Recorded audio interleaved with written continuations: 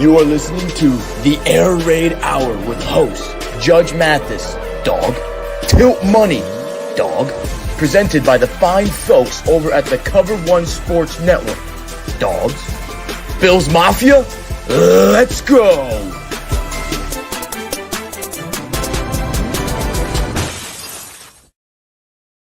Welcome in, ladies and gentlemen, to the Air Raid Hour. My name is Steve Mathis. You can find me on Twitter at Judge Mathis, joined as always by my co-host Dave Tilton. You can find him on Twitter at Tilt Money. Together we are the Bills guys. This is the Air Raid Hour presented by Picasso's Pizza and the Cover One Sports Network. So it's been quite a newsworthy week in the National Football League between, the likes of Derek Carr this week, a whole bunch of different players getting released this week. And Dave, you obviously missed last week as well. And in this sort of time frame between last week and this week, the Buffalo Bills now find themselves technically without a defensive coordinator, with Leslie Frazier making the decision to step away. Now, I know a whole bunch of other Cover One sort of shows have touched on this already, but I'm going to get your thoughts and I'm going to share mine real quick here on the departure of Leslie Frazier. Well, on one hand, you can look at it and say the timing maybe is a little odd that it took this time to kind of like make this decision. I do feel like reading between the lines, it was probably like a decision made out of respect probably for Leslie Frazier, because like as it hasn't been definitively stated, it didn't say he was coming back to the Bills in 2024 necessarily. It just said he was taking off coaching for a year. And I will say this about the decision, right? Like a lot of people were wanting there to be a change at the coordinator position, specifically the defensive coordinator position at the end of the season.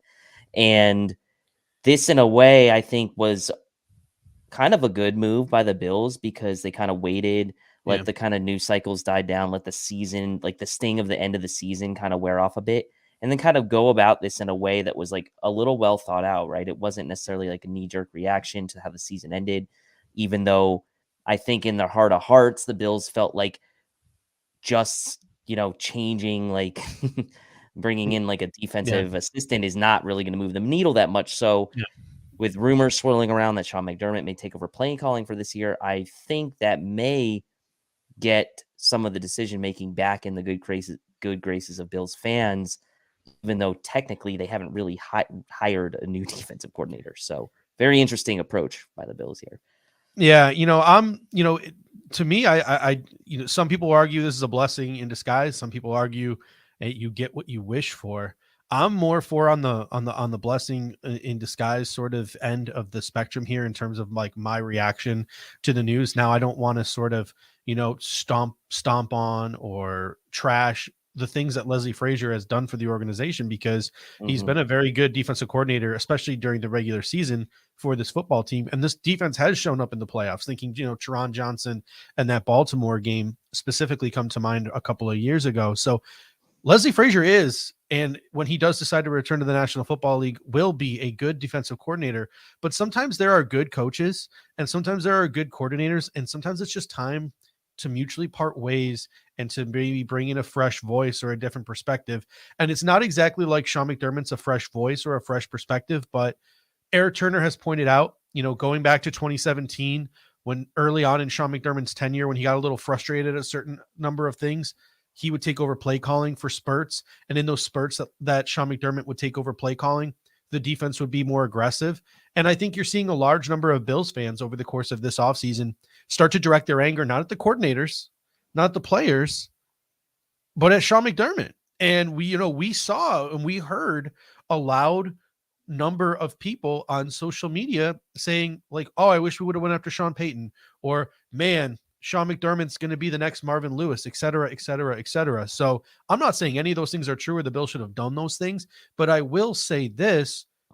Now this defense is 100% in Sean McDermott's hands. Sean McDermott essentially sort of controls his own destiny here with the way this defense is going to operate. And I think that is I think that's the blessing, is now we know like this is Sean McDermott calling the shots, and it rests 100% on his shoulders. Yeah, I agree. And it certainly doesn't look like, based on the news coming out and what we've heard around the news about Sean McDermott likely taking over play calling, like there's not a defensive coordinator coming in. Like, it's just like, Yeah. like the chances of the Bills actually bringing in someone now, like, out of house to do this, like, is slim to none to me from what I'm seeing. And so, there's no hiding behind there's no scapegoating at this point. If you're Sean McDermott, like, this is going to be your show, and we'll see if you as a head coach are willing to either evolve or kind of go back to some of the things that made Yeah. this defense really good when you were the one calling the shots. So going to be really interesting to see. And I think Al Holcomb, who comes over from Carolina, and one of the things that they did in Carolina, even though Al Holcomb is familiar with Sean McDermott in that scheme, they've worked together previously, or at least there's connections. I'm not 100% sure if they've worked together before, but I know that they have mutual connections, guys like Steve Wilkes, etc. But Al Holcomb blitzed a lot more in Carolina than the Buffalo Bills did this year. So maybe Al Holcomb brings that perspective to this defense. Maybe this defense gets a little bit better at blitzing, is able to do that more, and adds that tool, sort of the tool belt next season. And if Sean McDermott is calling plays, he's always been sort of the CEO head coach.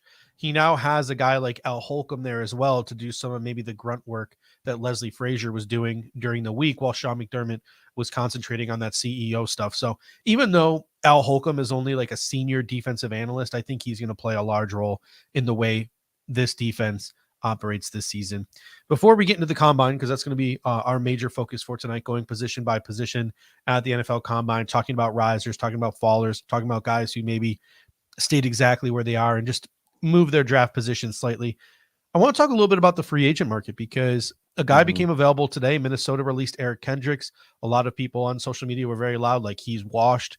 More in the category of Minnesota switched their defense. He'd be a much better fit in a defense like the Buffalo Bills. We've seen Bobby Wagner released. We've seen Frank Clark released. Robert Woods released. John Johnson released. There are a number of quality football players, quality veteran football players. Leonard Floyd is probably going to end up on the chopping block, that are going to be on the free agent market now, starting now and then starting next week as well. And I want to get your thoughts on this, because I'm all about the compensatory pick bingo at this point, because if Tremaine Edmonds walks in free agency, if Jordan Poyer walks in free agency, even if Jordan Phillips maybe walks, or Shaq Lawson walks and gets a good deal, tie goes to the player who was released. Like, if it comes down to, do you want Bobby Wagner or Eric Kendricks? I'm probably taking Eric, or I'm sorry, not, it comes down to like Bobby Okereke or Eric Kendricks. Like, I'm going with Eric Kendricks, because Bobby Okereke would count against that compensatory pick formula, whereas Eric Kendricks would not. And the Buffalo Bills can start accumulating assets for the future as we move into the next phase of sort of our franchise build. What are your thoughts on that? Should that be something that's a focal point of a team's organizational strategy? I know the Baltimore Ravens have utilized that a lot. Or should the Buffalo Bills just be going and looking for the best possible fit, the best possible player?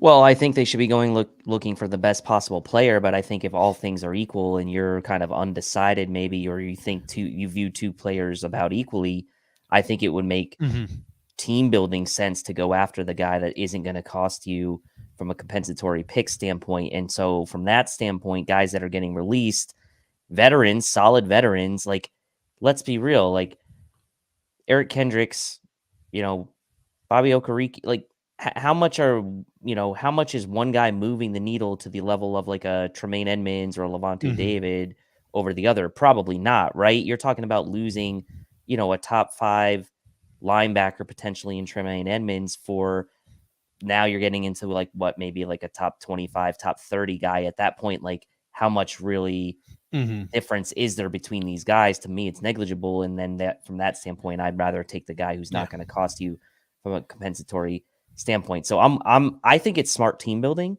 And I also think, knowing the Bills only have 6 picks this year, and knowing that they're going to be coming up against some pretty big dollars, cap hits in the coming years with Josh Allen and Von Miller and Stephon Diggs, restructuring potentially happening with some of the contracts to try to free up cap space for the immediate future, but will set up a tougher cap down the road. It makes sense, right?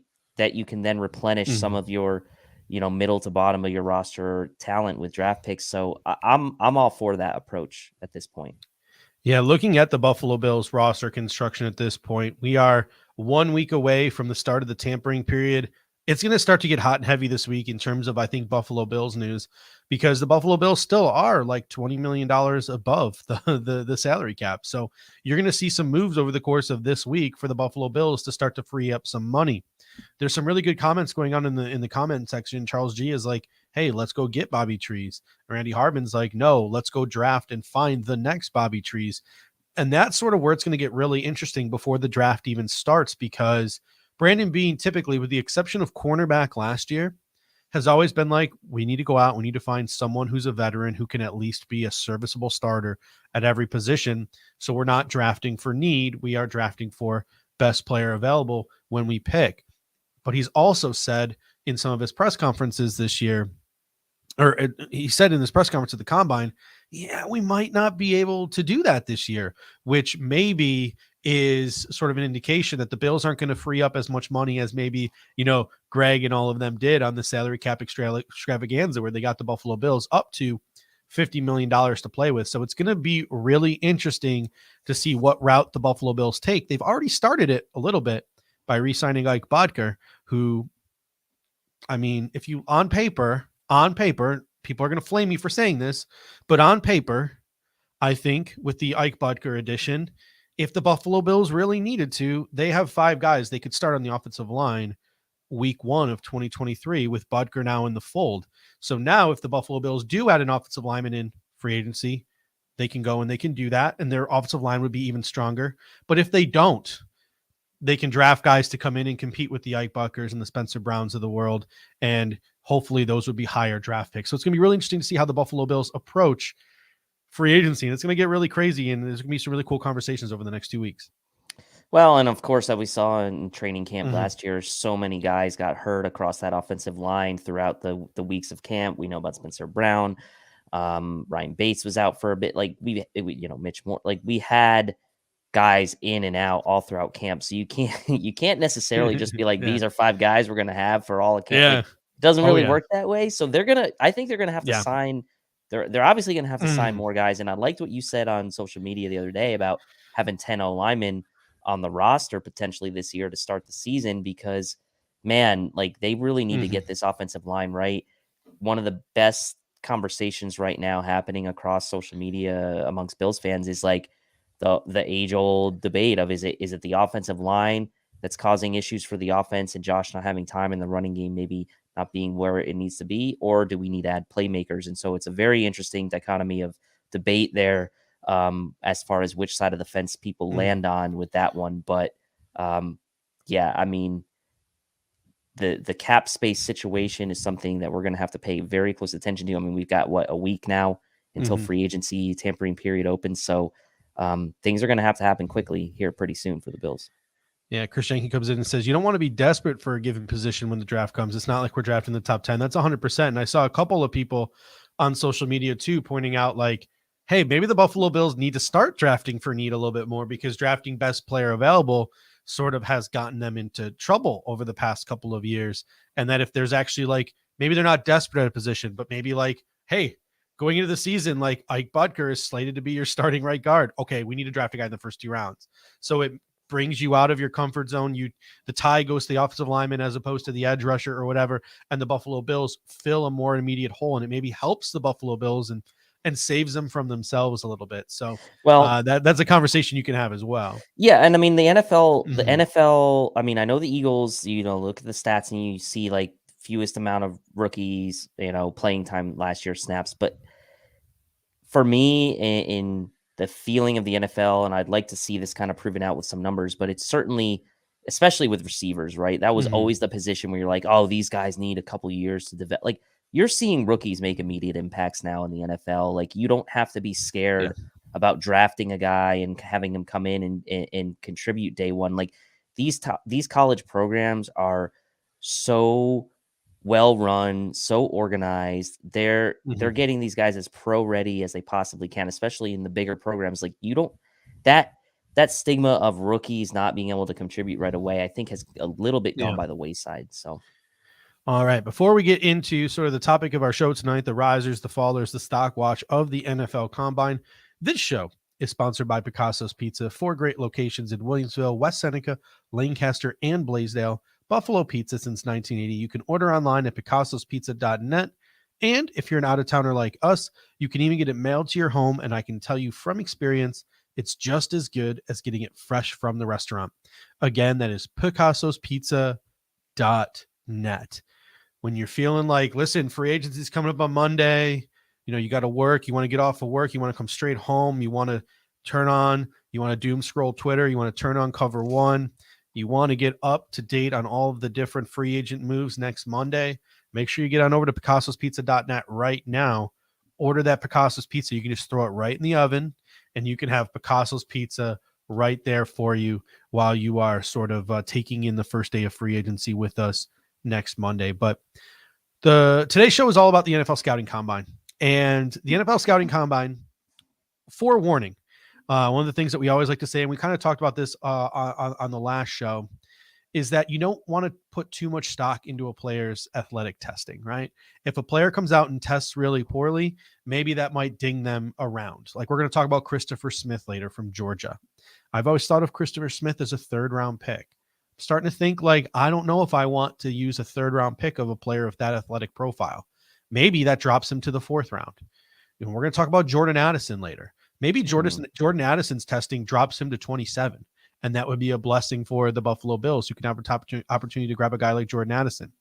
But then there's the Bryce Ford Wheatons of the world, and I jokingly tweeted the other night, like, Bryce Ford Wheaton went from a fun developmental, like day 3 X wide receiver that we were going to talk about on our day 3 show to a 4th-round pick in about 4.38 seconds, because what he did at 6'4", 230 pounds was pretty with impressive. that size. But yeah, that's more like, all right, let's go back and look at the tape and see what we have there in Bryce Ford Wheaton, not let's go draft him in the 3rd round. So these are the various different conversations that we're going to have today. And then there were some bad things that happened in Indianapolis as well. Jalen Carter has dinged his draft stock. How does that affect the picks in front of the Buffalo Bills? Horrible news coming out of Indianapolis today. Andrew Voorhees, one of our favorites in this draft class, tore his ACL working out on the field, but then still managed to finish with the bench press. So that shows what a competitor that Andrew Voorhees is. And we're going to talk about him in a little bit as well. So a ton of different conversations that we're going to have tonight. We're going to go position by position. And I want to start with quarterback, right? Because I was loving what I was hearing about the quarterbacks, because the what's the word? The scuttlebutt, the conversations around a lot of insiders in Indianapolis, 4 quarterbacks in the top 10. I would love it if that happened, especially from a Buffalo Bills perspective.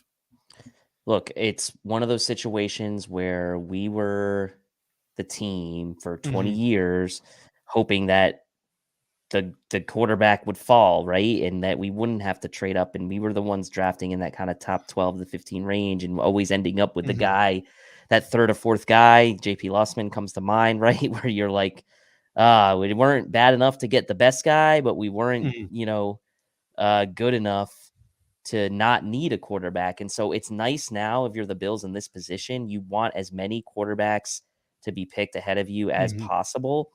And as Pop says, Richardson tested off the charts. He's worked himself probably now into a situation where he's going to get picked before the Bills pick. I almost guaranteed that's probably going to happen now, whereas a couple of weeks ago, we might not have been saying that. So Richardson getting added to the mix with Lewis, obviously Stroud and Young. That's 4 guys that you can now see potentially going in the top 10, top 15, as you just mentioned. And a lot is going to depend on what happens with those first 2 picks, right? That's going to be where the dominoes fall. Yeah. If the first 2 teams there both take quarterbacks, if the Bears do end up trading their pick, and we obviously think the Texans have a good, strong chance to take a quarterback, then you could see 4 guys get picked in that top 10, which would be great for the Bills. Yeah, and it'll be interesting too, because there's a lot of conversations about the quarterbacks. Geno Smith signed his extension today. Derek Carr signed with the Saints. Aaron Rodgers, that conversation is still up in the air.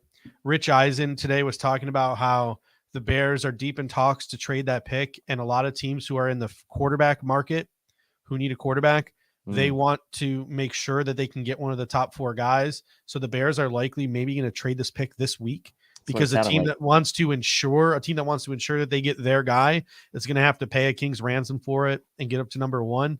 CJ Stroud, from everything I heard, had a really impressive week. He was really solid throwing the football. Obviously, Anthony Richardson wowed in the workouts. Will Levis is still getting the talk. People are going to love him. People are going to hate him. Same with Bryce Young. It was kind of funny watching him wear those sneakers that made him look taller, but then he did weigh in at, 200 plus pounds, and he decided not to work out, but he's probably the consensus, for the most part, the consensus number one quarterback on most analyst board. He certainly has the best tape of the four quarterbacks, but if four guys can go in the top 10, that would be a blessing. And then on top of that, there's a wild card thrown into the mix here. Yeah. And Daniel Jeremiah made this comment: Hendon Hooker could be ready week 1. And, he could be ready for so maybe he's not going to start the year at quarterback, but he's a guy who could come in, you could put him on the pup list. You can start working him in. And then maybe by the end of the year, if you're a team in need of a quarterback, Hendon Hooker could be your guy. Minnesota is in there in the 20s, right? The New York Giants, who knows what's going on with Daniel Jones and whether they can get Daniel Jones under contract. The New York Giants are sitting there in the 20s. Maybe a team wants to trade up into the 20s. I don't know. What percentage do you think we could see 5 quarterbacks off the board before the Buffalo Bills pick at 28? I'd put it about 40%. Yeah, I think it's less than 50, but here's the thing, right? Where it comes down to was it the Josh Allen draft the last time we had 5 picked in the first round? I think it might have been.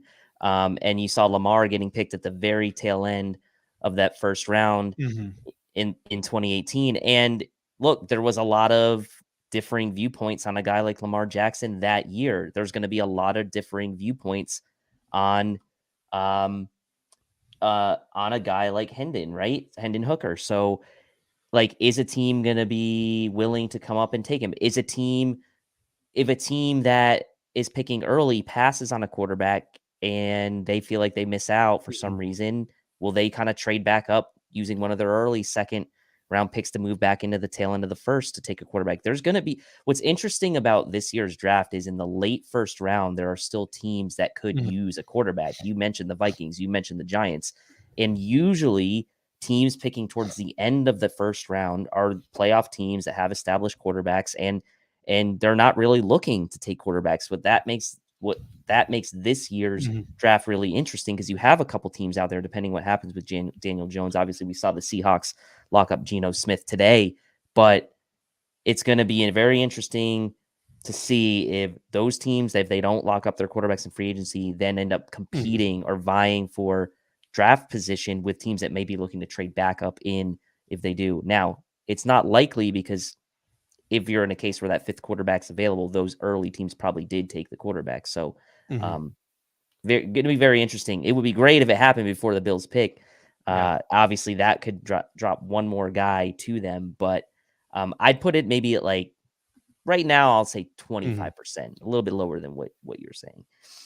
Did any of the sort of mid to late round quarterbacks stand out to you? I mean, Tanner McKee looked good, despite the fact that they asked him to do little to nothing at Stanford. He's going to go in the 3rd round. So he's maybe too rich for the Bills' blood. But if the Buffalo Bills were looking to use a 5th or a 6th round pick on a quarterback, did anyone in Indy even remotely stick out to you? Because most of these quarterbacks this year, outside of the top 4 or 5 guys, they really do not do it for me.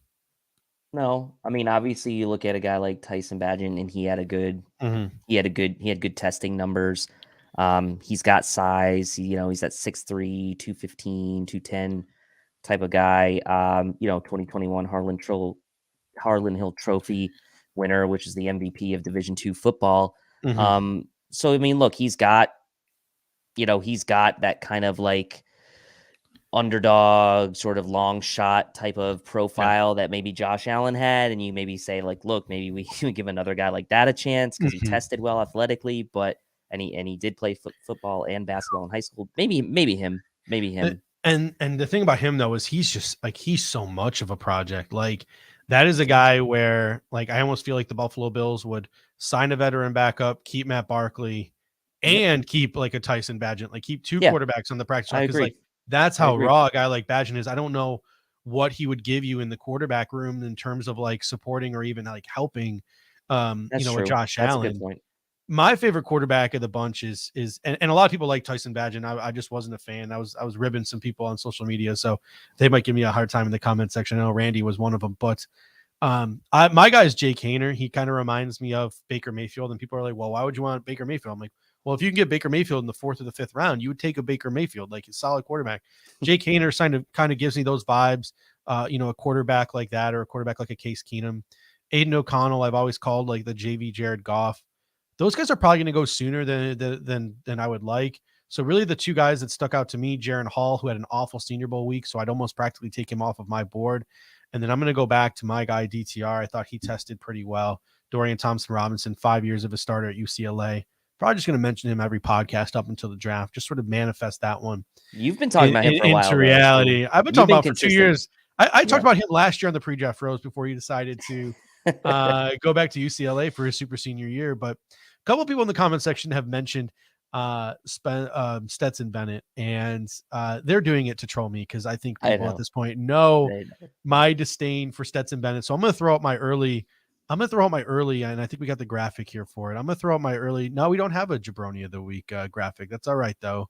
I'm going to throw out my early Jabroni of the week here, and that's to Daniel Jeremiah of the NFL Network, because I mean, maybe he's not a jabroni, maybe kudos to him, but he was clearly collecting Stetson Bennett's agent's check this weekend. When Stetson Bennett was on the field working out, those NFL Network guys could not stop riding his jock. This is a guy in Stetson Bennett.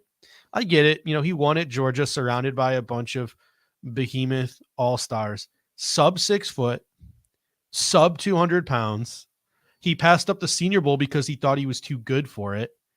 That week when he passed up the Senior Bowl, he was arrested for public intoxication.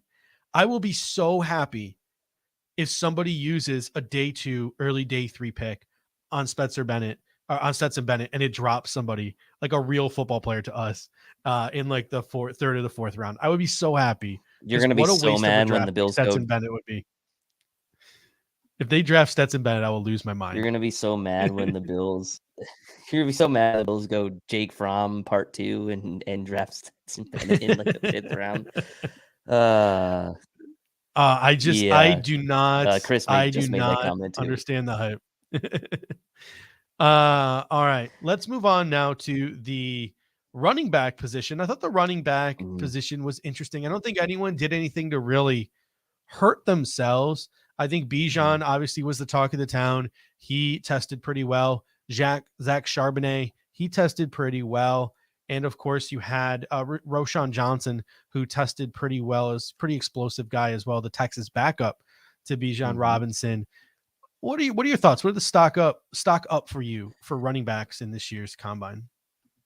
Yeah, I mean, look, I didn't necessarily think that there was like a ton of surprises. I would say, right? Like a guy like Keaton Mitchell tested well, obviously ran the 4.37 at ECU. My brother-in-law talks about him all the time. He's an ECU alum. He's like, watch out for Keaton Mitchell at the combine. He's a really good player. And look, I mean, he's not even on a lot of people's, draft boards at this stage, right? You look at, prospect rankings boards, and he's not on a lot of them. So obviously coming in with a 3rd fastest 40 time, maybe he gets a few looks more as a draftable prospect than he might have gotten otherwise. Obviously he ran well. He did well in the broad jump as well. And was top 3 in the vertical. So athletically, that's a guy who kind of maybe improved his draft stock, but maybe only so much for, going from like a priority UDFA to a guy that becomes draftable. But I did feel like for the running back group overall, not a lot of jockeying, I would say, as far as like guys necessarily moving ahead or moving down behind other guys. I still think that Bijan is the class and the cream of the crop of this group. I don't think this is like years past where you had that kind of debate of, Najee versus Etienne versus Javonte, or even last year, like Breece Hall versus Kenneth Walker. Like, to me, Bijan just did enough to keep himself very firmly entrenched as the clear consensus number 1. And to me, there wasn't a whole lot of surprises, I guess, from this group as a whole. Yeah, me. and a lot of running backs chose not to test, and I don't blame them. Like, their stock could be significantly dinged in Indy, but I think a lot of sort of the running backs sort of established themselves as day one and day two guys. Like, I think Bijan has established himself as a day one guy. Yep. He's going to go somewhere in the first round. I think Jahmyr Gibbs running that 4.36, he could sneak in to the first round. Yep. I think those Alvin Kamara comps are not unwarranted with a guy like Jahmyr Gibbs. Teams are going to ask themselves whether they want to invest that kind of capital. But either way, he's going very early on day two. I think Devon Achane from Texas A&M, despite the fact that he's sort of the Chan Gailey water bug type, I think he really helped himself with testing this week. I think he solidified himself as a day two guy. You have Zach Charbonnet, who tested very well. I think he's a day two guy. I was really hoping some other guys would run and do some things. I was hoping Tajay Spears would do more workouts, because I thought coming off of a really strong Senior Bowl, Tajay Spears could test really well. He could really just push himself up into that second round. And the reason why I'm wishing for that is because I'm wishing for other positions to fall to the Buffalo Bills. The more running board backs that come off the board, the happier I am. Trust me, like, I like 20 of these running backs in this class. I like them. This happens to us every year. Yeah. We love so many of these guys, and then just not practical. But I'm to the point where, like, I'm not even thinking about a running back this year, really, until we hit the fourth round of the draft. Like, the second the clock ends of the third round of the draft is when I'll start thinking about running backs. Like, in terms of running backs, I want the Buffalo Bills to draft. Who's left? Who's there? Who can we get in the fourth round? Or if there's just such a large number of guys left, who could slide to the sixth?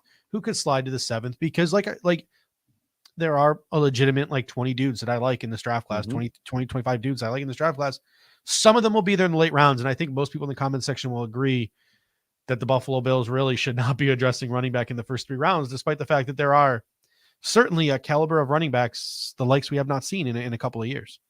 Yeah. And it's a big question we'll see to maybe provide clarity on this position is what happens with Devin Singletary in free agency, right? And if they do anything to kind of restructure Nyheim Hines. Obviously, they went ahead and drafted James Cook in the second round last year.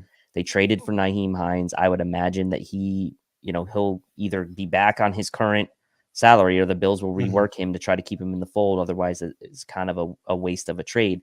Devin Singletary, more than likely, probably out the door. And then you kind of ask yourself the question, with only 6 draft picks, do you use a draft pick on a running back, or do you see what kind of bargain bin type of running back you might be able to sign in free agency? Like we've mentioned, Latavius Murray as an option, among other guys. So only 6 draft picks. And if you're not likely to take a guy in the top 3 rounds, are you willing to spend one of your only 6 draft picks on a running back? That is going to be very interesting. But free agency should clear up, I think, how much of a priority that will be for the Bills. And I will say this too. One running back who I need to go and I need to look more up on is Deneric Prince from Tulsa. He was a talk of a lot of guys in Indianapolis this week. He had a really good sort of workout. He obviously didn't run the 40 or anything of that nature, but at 6 foot, 216 pounds, he is a guy who had a pretty decent score. His athleticism score on NFL.com is on the tracker was A9. Excuse me. He did run the 40-yard dash. 5th best broad jump as well. Yeah. 5th best broad jump. So a guy like Deneric Prince is a guy that I need to go in and I need some work on, because I said, like, there's 25 running backs in this class that I like. Deneric Prince wasn't one of them. Evan Hall, I think, is a guy too that might have worked himself into day 2 with his 4.47, getting a sub 4.5. I think Evan Hall is a guy who really had a big week at the Senior Bowl, and I think he followed it up with a really decent week in Indy. So a guy like Evan Hall, you're like, well, he's going to be a 4th, 5th round pick. He might have combined his Senior Bowl with his combine and moved himself up to the 3rd or 4th round, regardless of the tape and what he put out in Northwestern. So that's sort of what the combine is all about. All right, let's transition now to wide receivers. And before we get into sort of like stock up, stock down, and before getting into any of that, we got a super chat here. So let's get to it real quick. Just the Tip of Canoe comes in the super chat. Always appreciate super chats. And thank you, Just the Tip of Canoe, for your super chat.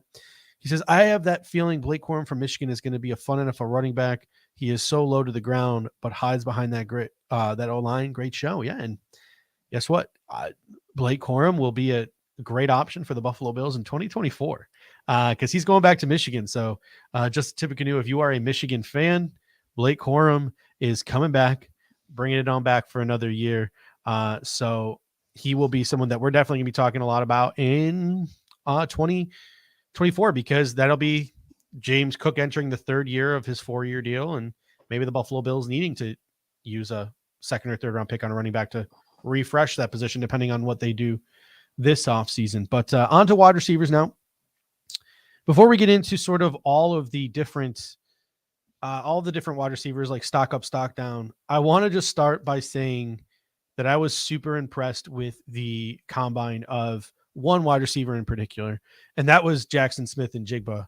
And I think to me, he worked his way into being my number one wide receiver because of his combine. It was close. He was back and forth between Zay Flowers and Jordan Addison. I'm sitting here trying to differentiate and figure who's going to be my number one wide receiver in this class.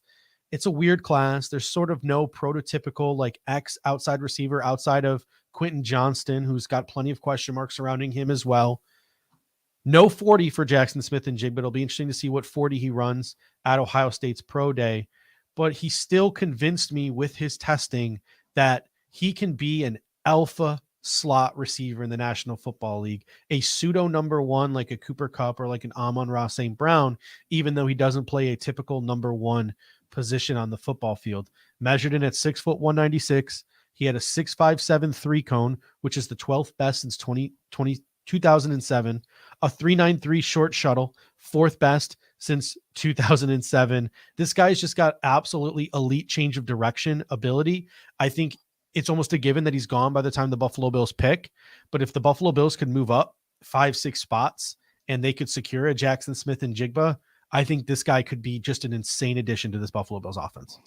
Yeah, 939 RAS even without the 40. As you mentioned, those numbers, as far as the past several years, he was the top shuttle and top 3 cone out of anyone who tested at the combine of the receivers. We've seen his route running on display throughout his career. He's a separator. This is the type of guy the Bills could really use, right? And like we've had this debate, not necessarily debate, but there's been a lot of good chatter in the Cover One group chat about like, what does Josh Allen really need and what does he prefer from his weapons? And like there's been a lot of talk of like, well, should they add another tight end because they need bigger body? But like, does he really need bigger body guys, or does he need guys who can separate? And I think to me, I'm with you. I'm ready to put Jackson as my I think right now is my number one wide receiver in this class. And I agree with you that it's a little bit tough. Like I definitely think I'm willing to listen to arguments for other guys. Jordan Addison didn't have the best testing. So like maybe that, drops him down. Like to me, it's almost like when you do like, like all-star voting or something, like there's a guy that gets like the top like percentage of the votes, but there's always going to be a few other guys who kind of get votes for that number one spot. And I think that's kind of how it is this year. I don't necessarily know that it's a super consensus as far as who the top guy is, but he's got to be, right up there in consideration. Yeah. And like I said, like looking at guys whose like stocks are up, Zay Flowers is up through the roof. I think Zay Flowers could have worked himself. He's my number 2. He's my number 2 right now. Into like a top 15. Jordan Addison might have tested himself to the Buffalo Bills at pick number 27, and that would be great. And then you have Quentin Johnston too. I'm not so high on Quentin Johnston. Like I get it. Like he's just an absolute freak of a physical specimen. I think there's a lot on tape that leaves to be desired with the Quentin Johnston. If Quentin Johnston was on the board, I would advocate taking a risk with a guy with that kind of athletic ability, but he's not my preferred choice. I would like to go get that like alpha slot type of receiver, and Addison, Flowers, and Njigba more fit that mold. But another point I sort of wanted to make here too, because it seemed like all of the upper tier wide receivers check boxes. Like I have a list of stock down, and there's like 2 guys on my list of stock down. Like it wasn't really a laundry list of guys who I think really dinged their stock in Indianapolis this week. It seems like all of the upper tier wide receivers sort of checked the boxes that they needed to check. And I made this comment on social media, like people were shocked when Khalil Shakir went in the 5th round last year. This year, people are going to feel that way about like a half a dozen guys. There's literally 25 guys who I have seen a good chunk of people I trust have like round 1 to 4 grades on, and they all can't go that high, right? Like there are 30 wide receivers like in this draft class where I'm like, it wouldn't shock me if a team used a day 1 or a day 2 pick on any of these guys, because they all are, in my opinion, graded so closely together this year. So there's going to be guys sitting there in round 4. There's going to be guys sitting there in round 5 that could be plug and play wide receivers in the National Football League. I'm quickly just going to read through the names of like my top 30 wide receivers, because once we start getting towards the end of this list, like these guys are going to be around the 4th, the 5th. You might be able to snag one of these guys in the 6th round, and that's going to be absolutely crazy. So first round grades that I have right now are Jackson Smith and Jigba, Zay Flowers, Jordan Addison, and Quentin Johnston. Second round grades I have right now, Josh Downs, Dalen Hylett, Jaden Reed, Tyler Scott. Third round grades I have right now, Nathaniel Dell, Xavier Hutchinson, Trey Palmer, Marvin Mims Jr., and Keyshawn Butte. Fourth round, Cedric Tillman, Parker Washington, Jalen Cropper, Rakeem Jarrett, Jonathan Mingo. Fifth round, Michael Wilson, Rashee Rice, Trey Tucker, Puka Nacua, Andre Yashovis. Now I'm getting into like my 6th round in terms of like averages, how many wide receivers are drafted on average each year. Now I'm getting into my 6th round, and there's names like A.T. Perry, Charlie Jones, Antoine Green, Bryce Ford Wheaton. Where'd you have Xavier Hutchinson? Did you mention? Did you say him? I was kind of zoned out. Yeah, I had him in the 3rd round. Okay, so like right. Literally, and my list is different than other people's lists, obviously, right? Like someone says, Cedric Tillman's not going to make it out of the 3rd round. Maybe he doesn't. Maybe he doesn't, right? But that's sort of the point I'm getting at. Like I have a guy like in Jonathan Mingo and Cedric Tillman in the 4th round. Yeah, and a lot I of these agree. They're are day like, 3. And a lot of these guys are like, well, no, they could go in they could go in the 3rd. Like some of these guys could go in the 2nd. It wouldn't surprise me if a team pulled the trigger on like a Trey Palmer in the 2nd round, or even a guy like Cedric Tillman in the 2nd round. So that's what I'm talking about with this draft class. Like I just named 30 dudes. It wouldn't blow my mind if A.T. Perry or Charlie Jones were drafted in the 3rd or the 4th round. And I have 6th round on them, right? Like that is where this draft class is. Someone mentioned, did you mention Trey Scott? Yeah, 2nd round grade. Like, so guys like Jalen Hylett, guys like Tyler Scott, you can go get that speed that you're looking for from in the 2nd round. And then El Sher comes in and says, Dante Demas Jr. from Maryland, underrated, 6'4" with speed. I don't disagree. He's now 2 years removed from an ACL. So I think the biggest thing for him is his medicals at the combine, which we're not going to really be privy to. And he's a guy who could go in the 5th, 6th round of this draft. And we're like, where did Dante Demas Jr. come from? Because tore his ACL 2 years ago, even though he was on a tear, had sort of like a meh year here at Maryland. Now he's 2 years removed from that ACL. Teams went, looked at the tape before the ACL tear, and now they were interested in a guy like Dante Demas because his medicals checked out. So like, there's just so many wide receivers. Who are some guys like their stock is just trending up for you? Well, like one guy that I thought, needed to kind of put together a decent combine because didn't really make his mark in the Senior Bowl after a lot of hype going into the Senior Bowl week of practice was Rashee Rice. I know you had him as a day 3 guy on your list, but I thought, from a testing standpoint, he wasn't the fastest guy. I think he ran like a 4.51 40, but he really tested well in mostly all of the other measurables and ended up coming out of there with a 9.65 RAS. So for a guy who didn't contribute in the box score or in the actual Senior Bowl game, and there were some, maybe up and down practices for him throughout the week, I thought that solidified him to me as probably, a guy that could, another one of those guys that could maybe sneak his way into day 2 because he had a, solid enough combine. So he was a guy I thought needed to have a good combine, and he did, just knowing that there was so much hype around him going into the, going into that Senior Bowl week. So that's one guy I thought, obviously the talk of the town was Jonathan Mingo with all the crazy testing numbers he put up. Dime store AJ Brown, baby. That's Jonathan Mingo. I mean, Iosivas from from the Ivy League. Yeah, Obviously, he Princeton. Yep. had 4.43 40 time. Great combine, 9.92 RAS, third best among all wide receivers. He was an FCS first team All American last year, first team All Ivy in 2022, sixth in receiving yards and all time in Princeton history. So, like, he's a guy who probably earned himself, maybe a round or two better than what maybe he had originally, been slated for. He's a guy that, TDN as of early February had him as like their 115th overall prospect, which puts him kind of right in that fourth round range. But another guy who could maybe sneak into day two because of good testing numbers. But like you said, guys are going to fall. It's going to come down to preference from teams. What do they need? What fits what they're trying to do on offense? Situation matters.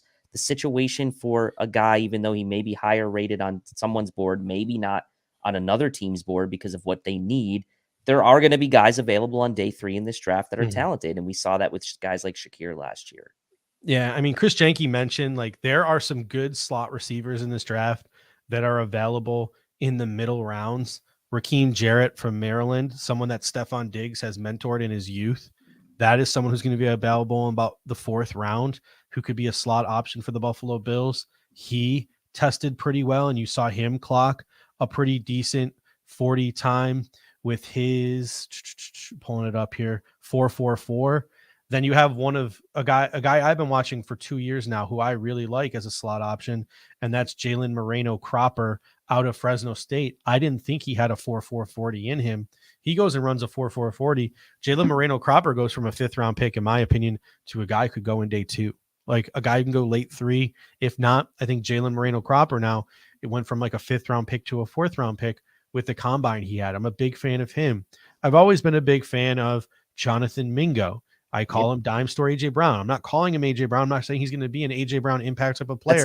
That's like a backhanded compliment. Yeah, right. Like he looks like AJ Brown. He sort of plays that style of game. He's this big, juiced out type of physical slot receiver who can make some plays after the catch. And then you also have Trey Tucker from Cincinnati, who's another sort of undersized slot who I think tested very well and ran very well. You mentioned Andre Yeshivas from Princeton. I like the fact that he tested really well because I'd rather somebody else go get that gadget guy to drop a different guy to us, kind of like one of the 4 guys I just mentioned. And then the two go back and look at the tape guys for me. I really liked Bryce Ford Wheaton. I went back and I searched him up on my Twitter and I was tweeting about him in September. He's a guy who transferred into West Virginia.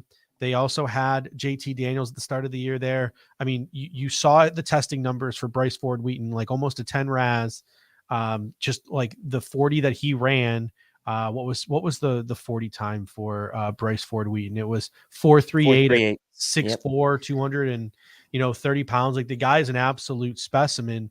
And you go back and you sort of look at sort of his tape. His tape is good, but he kind of got buried at West Virginia because West Virginia didn't really have a quarterback and they weren't just very good this year. So a guy like Bryce Ford Wheaton, again, people go back and look at the tape and they're like, hold on a second. Like box score numbers might not have been here. All indications coming into the combine was this guy is a 6th, 7th round developmental X receiver. Maybe this guy can play sooner than we think, or maybe this guy does have more potential than we think. Now all of a sudden you're going to see Bryce Ford Wheaton go in the 3rd or the 4th round, possibly in this draft because of this combine. And then again, would drop another guy to us. Another guy who tested really well was Matt Landers at 6'4", 215 pounds. The guy ran a 4.37. This is a guy who started his career at Georgia, transferred to Toledo. I'm sorry, he was 6'4", 200 pounds, not 215 pounds. Started his career at Georgia, transferred to Toledo, then transferred to Arkansas back into the SEC, had a couple of solid seasons at Toledo and Arkansas. And at 6'4", 200 pounds, he ran his 40-yard dash in 4.37 seconds. So if the Buffalo Bills are looking to double dip at receiver, right? Like they get Jackson Smith and Jigba in the 1st round, or they go out and they get Jordan Addison in the 1st round, or they get Josh Downs in the 2nd round, you're looking to double dip. A guy like Matt Landers at 6'4", 200 pounds, running that 4.37 40, that's the kind of guy you want to go get in the back half of the draft to develop behind Gabriel Davis. Gabriel Davis leaves in free agency next year. Now all of a sudden you have this guy who's been in your system for a year, 6'4", 200 pounds, got that 4.37 boundary speed. And he's had a year in your system as well, working with new receivers coach Adam Henry. So a guy like Matt Landers is now on my radar as well. He's a guy I've always liked because he was a MAC guy, but I really just kind of forgot about him until the combine day. And he goes and he pops off that 40-yard dash, because there were a number of wide receivers in this draft class, you know, who are similar size to Matt Landers. You had your Grant Duboses, you had your Justin Shorters, you had your Dante Demases, you had your Jason Brownlees, your Michael Jeffersons, your Jadon Hazelwoods. You had a lot of these guys who like 6'4" ish, 200 pounds ish.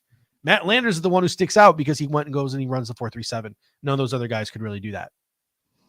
Yeah, none of those guys could do that. Another guy that I thought had a decent combine was A.T. Perry. We mentioned him on our kind of early preview show, but again, not a guy that's necessarily going to separate, but good ball skills, can get down the field. A guy I've liked from the beginning, Xavier Hutchinson.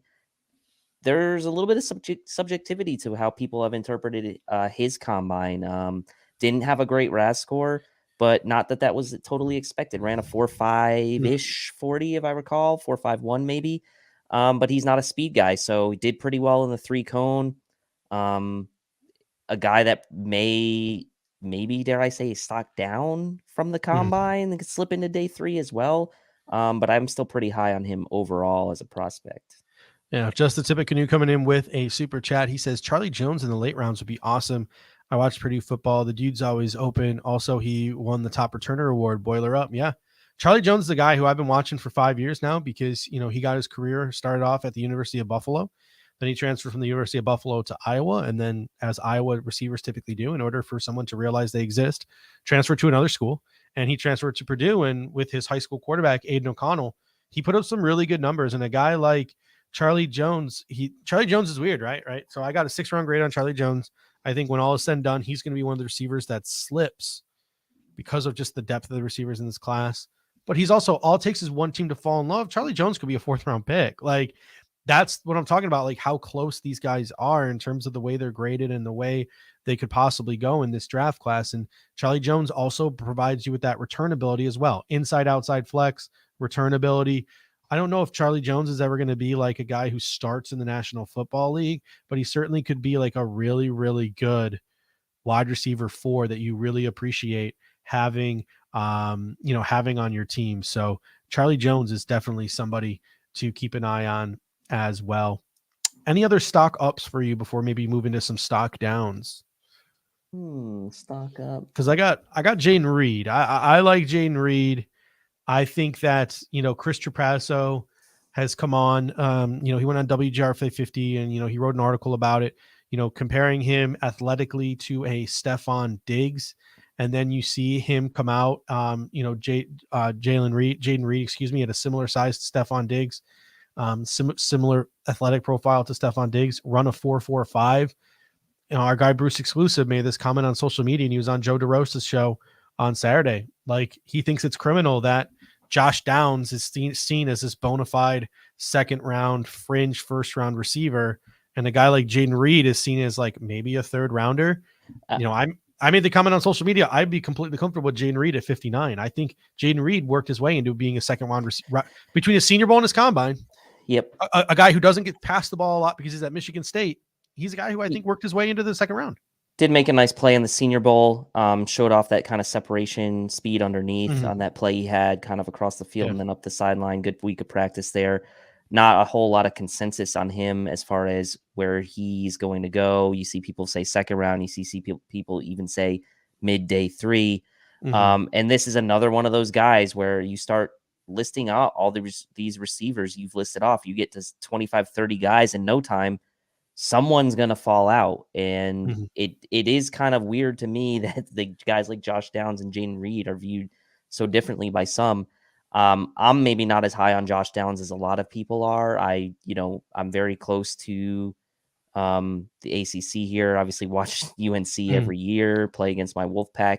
I like him. He's good. Yeah. But I've also grown wary of these UNC receivers coming out over the past several years that we've talked up in the pre-draft process, guys like Daz Newsome and others that, blanking on the guy's name from Washington now. That was De'Ami Brown.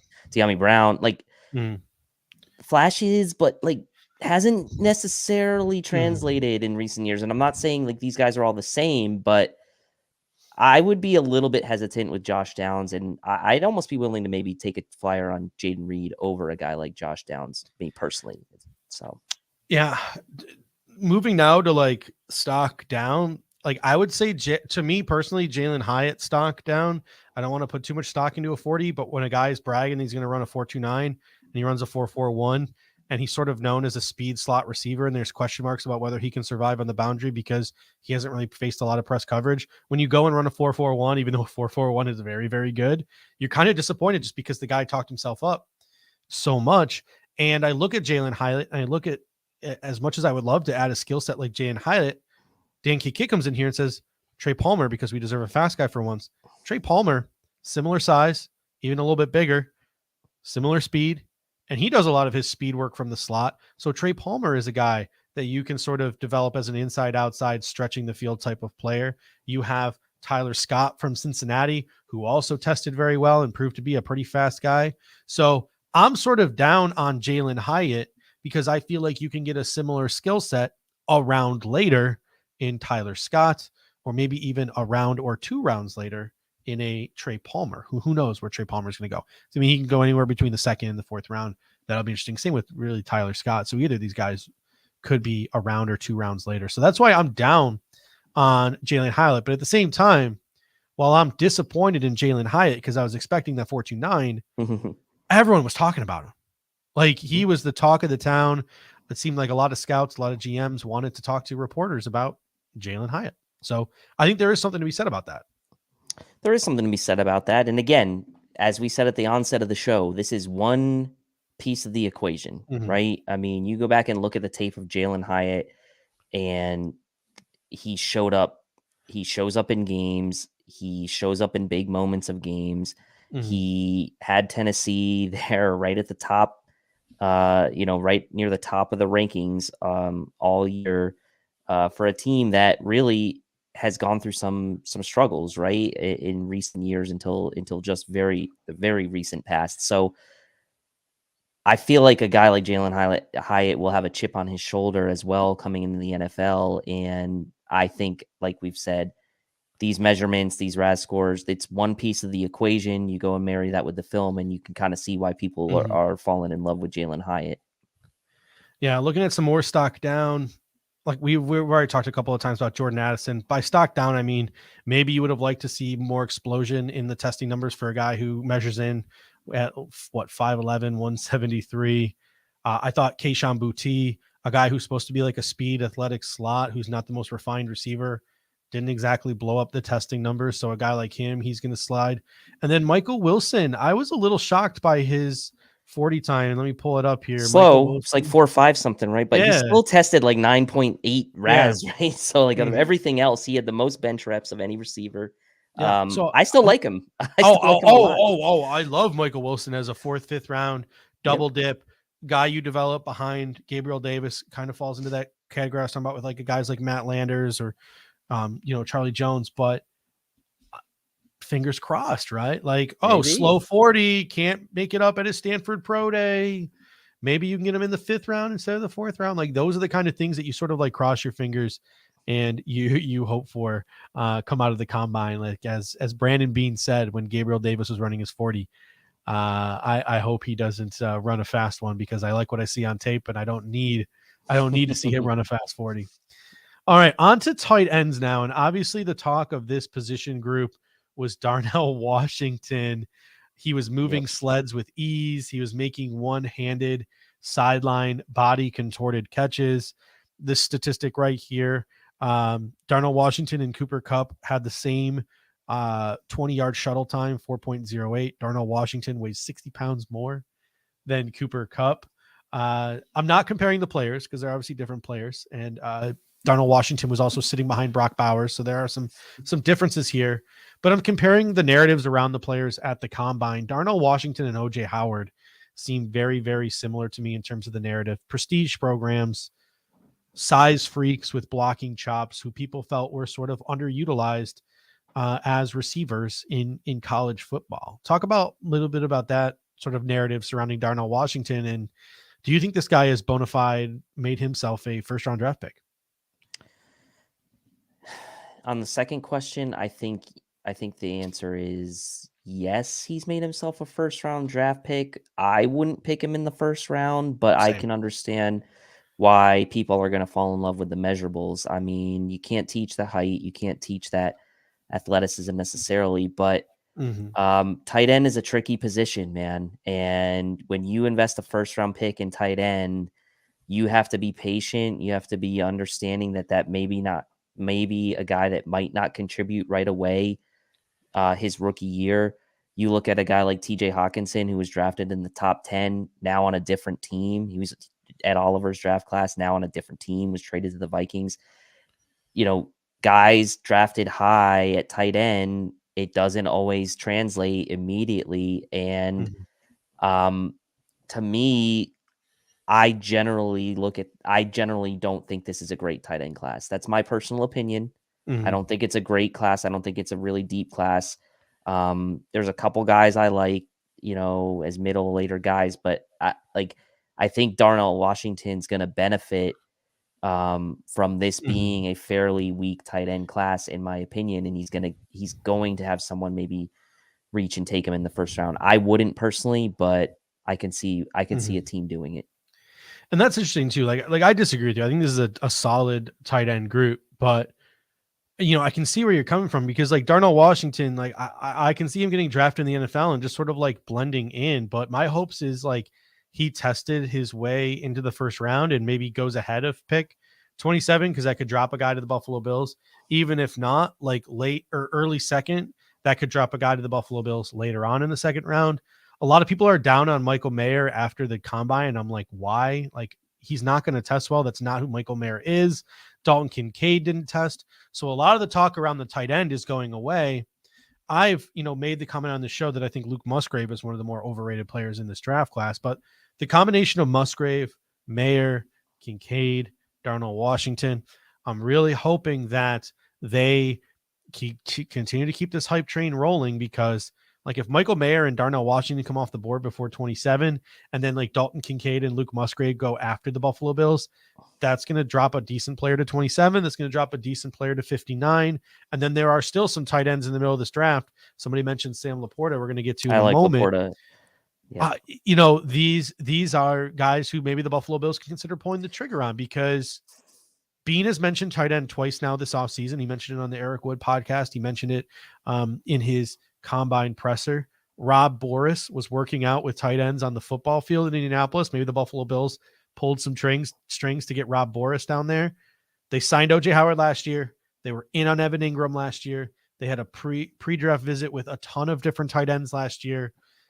Maybe signs are pointing to the Buffalo Bills, this TE2 being a position that the Buffalo Bills might want to address. And maybe Ken Dorsey didn't run more 12 personnel last year, not because he's incapable of it, but because maybe they like Quentin Morris, but don't think he's that kind of tight end. Yeah, and maybe I was a bit unfair in saying that it's not a deep class. I think it's probably more that I just don't see the top end studs that maybe we've seen in years past. I think there is a decent amount of mid-tier talent, but I don't really see it being like a star-studded at the top type of class. There are guys, I like Laporta. He's the guy that stood out to me as a mid-round type talent. And I kind of agree with Eric Turner when it comes to tight end, right? Is it a question of Ken Dorsey not using tight ends because he didn't have the personnel, or is it a question of like he doesn't really know how to use multiple tight ends? Until I actually can see some like consistency in that, and the fact is that we didn't really get Dawson Knox going until like the latter stages of the season, second half of the season. I am not about investing day one or day two draft picks on tight end. I'm comfortable, going as early as round 4, day 3, like cool. I'm good with that. And that's why a guy like Laporta intrigues me, maybe as a 4th round guy, if he can make it that far, because that's the type of guy that I could really kind of get behind drafting in the middle rounds. I'm not going to advocate for the Bills drafting a tight end in day 1 or day 2, though. I just don't trust Dorsey until I see it. with this tight end position. My only exception is I would take Dalton Kincaid at 28 in a heartbeat. I'll catch a lot of flack for that, so I'm going to keep it to myself for the most part. I would, in a heartbeat, take Dalton Kincaid at 27, just play him at slot receiver. That's how much I love Dalton Kincaid and his receiving ability over the middle of the you football love field. Utah, But so it might be a little scouting the helmet. I have a weird obsession with Utah football, but yeah, Sam Laporta could have tested himself into the second round. I think like Sam, him. Yeah. he's always been a guy. He's been on my radar for 2 years now. 9.25 RAS. I mean, just a great agility grade, a great explosion grade. Ran that 4.6 40-yard dash. Had a really good 20-yard split. Had a really good 10-yard split. And he's a guy who just sort of like gets lost in the shuffle because it's Iowa. But when you pull up the tape and you look at the fact, look at the plays where he does get the ball in his hands and then see his testing numbers, you see a guy that you can groom. And I think Sam Laporta, I think his like floor, like the latest he goes is like early round 3 now. So like, I think if people like had a dream of drafting Sam Laporta in the 4th round to pair with Dawson Knox, I just don't know if that's a reality. So now you might want to start looking at like the Luke Schoonmakers of the world. You might want to start looking at the Tucker Crafts of North Dakota of the world. Both of those guys tested well. You want to talk about a guy who tested off the charts, a guy who was on Bruce Feldman's freak list coming into the year, Zach Kuntz from Old Dominion at 6'7", 255 pounds, had a perfect 10 RAS, 4.55 40-yard dash. He kind of reminds me of Zach Davidson. Zach Davidson, much more raw, coming out of Central Missouri. He's now on the Buffalo Bills practice squad. The way a lot of people are talking about Zach Kuntz, people were talking about Zach Davidson a couple of years ago. He was a late round pick to the Colts, wound up with the Vikings. Now he's on the Bills practice squad. Zach Kuntz is like that athletic profile of a Zach Davidson, who the Bills have shown a liking to because he's on the practice squad. But playing at Old Dominion, playing under the former USC coach, I'm blanking on his name now for some reason, but the former USC head coach, and playing with I'm blanking on all the names right now. The former UB quarterback at Old Dominion, they put up some solid numbers this year. I'm sorry, that was Georgia Southern, so I apologize. But Zach Kuntz at Old Dominion, I just got my teams mixed up. Had a really, relatively decent college career. So Zach Kuntz isn't some like D2 super raw guy. Like Zach Kuntz has some refinement to his game. And you saw the Rams, Rob Boris coming from the Rams, draft some tight ends in a similar mold to guys like Zach Kuntz over the years. So a guy like Zach Kuntz could be in play for the Buffalo Bills in the 3rd, 4th round as well. Yeah, Zach Kuntz. There's a couple guys who didn't test at the combine that I kind of like late. I'll put it now just because he wasn't at the combine, but he's like my Daniel Bellinger this year. That's Leonard Taylor. He's my like tight end guy that I like late this year. I'm just gonna put it out there now because he was at the combine. He just didn't test. Yeah, I mean, didn't test. So it's like, what can you really glean from that? Nothing really. He was there, but obviously I think he was at the Shrine Bowl as well. But he is a guy that I've started kind of digging into a bit, and I kind of like his game, kind of like some of the things he's been saying in interviews as well about trying to aspire to be like Kelsey and things like that. Obviously you take that all with a grain of salt, but you like that the guy is, aspiring to be great, and he's got the size, 6'5", 250. So that would be a late round guy I wouldn't mind kind of taking a stab at. Will Mallory tested pretty well. He's sort of a scrappy guy you can get in the later rounds. And then a guy who tested poorly, and I knew he was going to test poorly, but I still like him, is Payne Durham out of Purdue. Yep. He had a really good Senior Bowl. He had a really good college career at Purdue. So a guy like Payne Durham, like he's sitting there in the 5th, 6th round. I wouldn't mind the Buffalo Bills pulling the trigger on Payne Durham. I mean, still 8.18 RAS. It wasn't bad. It wasn't bad. It's just like compared to some of these other guys, it wasn't that great. So looking now at the offensive line, stock up, stock down. I'll tell you what, like there's a lot of chirping now that like maybe the Buffalo Bills aren't going to address offensive line early. Maybe the Buffalo Bills aren't going to take a guard early. Like the Buffalo Bills are going to be the type of team that are going to be content just trying to fill in patchwork in free agency, maybe draft a guy or two here. I think the team, like the people maybe who are expecting a double dip or a triple dip might be disappointed. I don't know. What are your thoughts on sort of that as we enter the offensive line chatter here? I think if the Buffalo Bills take a guy in the 1st round, it would be a right tackle. Yeah, I think it would be a right tackle. And some of the tackles in this tested really, really well. I mean, like, who do you even start with? Your guy Darnell Wright tested He well. talked to every team but the Bills too, apparently. So Darnell Wright might not even be on the board when the Buffalo Bills pick at 27. That's how much of a riser he has been in this process. Been all right, yeah, no kidding. And where's my stock up, stock down list here? I'm going to tell you who I stock up on. Nick Salvieri tested well. Stock up on him. Blake Freeland, obviously the talk of the combine, with that 9.82 RAS, close to the top, tested close to the top in almost every measurable. One of only 3 BYU guys to play and start all 13 games this year. 13 All AP, All American.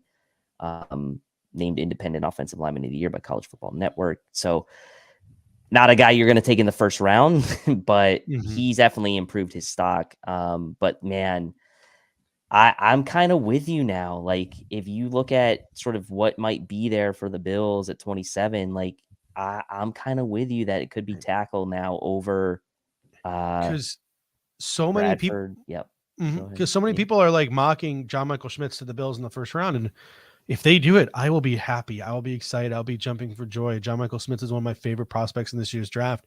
I think it could be an Eric Wood type of situation where he plays guard for a year, then he goes and he replaces Mitch Morse a year from now. I will love that pick, but it's not so much about loving the pick. It's about envisioning what the Buffalo Bills will do. Paris Johnson will be off the board. Broderick Jones will be off the board. But then you have Darnell Wright. You have, man, my brain is just freezing today. The kid from Ohio State, DeJuan Jones. You have Anton Harrison from Oklahoma. Those 3 guys, Jones, Harrison, and Wright, I think they're all legitimate options for the Buffalo Bills at pick number 27. And Charles G even comes in here and says, could Bergeron make a round 1 play? I don't know. I'd have to hear some more chatter. I think he certainly could, but unless I start hearing chatter, I just don't know. But then I can't wait for look at the New England Patriots. When did the New England Patriots pick? That's when Matthew Bergeron will go. I can't wait for your everyone thinks he's going to be a 3rd rounder, 1st rounder call this year. I can't wait for you to make that pick. Jim Wickens says Peter Skoronski. I did forget Skoronski. That's only because I really just do think he's like an elite guard. So I've always just considered him a guard, but to each their own. Like, Skoronski will definitely get to start at tackle, and he probably could play tackle in the National Football League. I just think that wouldn't be using him at his best position. But yeah, you mentioned Nick Salavetti from Old Dominion. Like, he's a guy too. He kind of reminds me of Ryan Bates a little bit. He's got some position versatility, tackle guard. You look at guys like Tyler Steen, tackle guard, Asim Richards, tackle guard. Like, those are some of the guys that I was keeping my eyes on. Brett Coleman said, he even said too on social media, like, I wasn't paying a lot of attention to Matthew Bergeron, but Matthew Bergeron looks super smooth. So again, like, Matthew Bergeron could be this year's Cole Strange as an offensive lineman that goes a lot quicker than people think. I don't know if he'll go in the first round, but I could definitely see him going like in the first 5 picks of the second round. And Jalen Duncan tested well as well. Jalen Duncan tested well. And that's the thing too. You mentioned, that's the only good thing I was reminded of. Jalen Duncan. And then you have Blake Freeland, Jalen Duncan, Blake Freeland. Those are like this year's Spencer Browns, right? Like, those are like this year's like guys who are athletic freaks, but guys who are raw and guys who need help. And I just don't know if you're the Buffalo Bills, if you're taking another raw, needs to take some time to develop right tackle. You have that in Spencer Brown for 2 more years of term. Like, if you're the Buffalo Bills and you're taking a right tackle, it's probably going to be Anton Harrison, DeJuan Jones, or Darnell Wright, because those are guys that you believe you can plug and play. Yeah, and this is the thing. You re-sign Ike Bucker, like you mentioned. It's always easier to find a interior offensive lineman, a guard off the streets if you need be, right? You can go bring a Greg Van Roten back. You can go bring someone like that back onto your roster for like dirt cheap, right? And you can find a guy, a veteran in free agency that you can bring in, no problem. If you really feel you need to make a significant improvement on the offensive line with premium draft capital, and it's a need, right? It is definitely a need, then it makes most financial sense and most value sense to go for the right tackle, right? And it's tough because we still see that potential in Spencer Brown, and we look at him as that athletic guy, and you say, well, you'd hate to waste draft capital on a guy that's going to replace a currently developing younger player. If you're going to invest draft capital on a guy, you'd like to do it at a position where you just have like an older, like run-of-the-mill vet to kind of unseat with the rookie.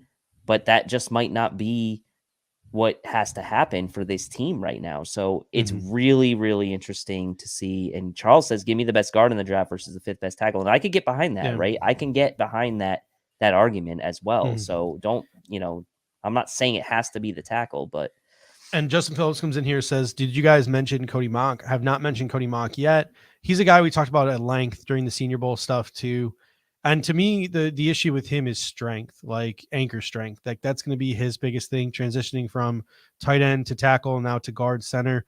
I don't know if a guy like Cody Mock is a start from day one type of guy. Like he's a guy who's going to probably start as a reserve. And we've already heard from a lot of people on social media, like, oh, we're just going to draft a guy just not to play them. Like if you're looking for a guy who's going to play right away, I just don't know if Cody Mock is that guy. It's going to be a guy like John Michael Schmitz. It's going to be a guy like Matthew Bergeron, or it's going to be one of those three tackles we talked about. Chris Yankee comes in and says, Cromer favorite David Edwards at guard, maybe. And this is what we sort of started the show with this, right? We re-signed Ike Bucker. We have Ryan Bates. We go out and we sign David Edwards to like a really modest $3-4 million a year type of deal. You now have Bates, you now have Bucker, you now have David Edwards, and then you have Mitch Morse at center. The Buffalo Bills could feel completely comfortable and content with that, and then wait until the 3rd, 4th, 5th round to address guard. So as much as we want the John Michael Schmitzes or the Matthew Bergerons of the world, the Buffalo Bills might be like, not so fast. We're comfortable with these guys. We're going to wait to the middle rounds, and we're going to try to find some to develop.